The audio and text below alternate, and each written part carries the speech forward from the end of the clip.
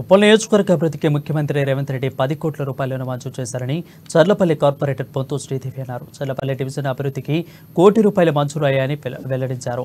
ఆ నిధులతో రోడ్లు, డ్రైనేజీ, తాగునీటి సరఫరా తదితర అంశాల అభివృద్ధిని పనులు పూర్తి చేస్తామని ప్రకటించారు. కాంగ్రెస్ ప్రభుత్వం ఇచ్చిన 6 గ్యారెంటీలను అమలు చేస్తుందని పేర్కొన్నారు. రాబోయే రోజుల్లో బీఆర్ఎస్ పార్టీ ఖాళీ అవుతుందని శ్రీదేవి తెలిపారు. రేవంత్ రెడ్డి అన్నగారు అని ఈ సందర్భంగా ఎంతో గర్వంగా చెప్పుకుంటా ఉన్నాం. అదే విధంగా మరి మా ఉప్పల్ నియోజకవర్గానికి ఒక 22 రోజుల కిందట 10 కోట్ల నిధులు మరి ఇన్ఛార్జ్ గారు పరమేశ్వర్ రెడ్డి గారి నాయకత్వంలో మాకు శాంక్షన్ అయినాయి.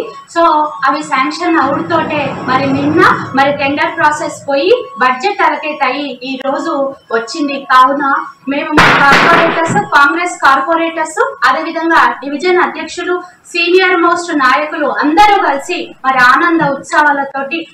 ఆనందోత్సవాలలో భాగంగా మరి ఈ రోజు ప్రెస్ మీడియా మిత్రులకి మరి ఉప్పల్ నియోజకవర్గానికి ఏ డివిజన్లలో దేనికోసం నిధులిచ్చిండ్రో మరి ప్రజలకు తెలియజేయాలి, కాంగ్రెస్ పార్టీ చేస్తున్న అభివృద్ధిని అని ఈ ప్రెస్ మీట్ పెట్టడం జరిగింది. సో నా డివిజన్ లో, చర్లపల్లి డివిజన్ లో మరి ₹1 కోటి శాంక్షన్ అయినవి, పైసలు అనేవి శాంక్షన్ అయినవి.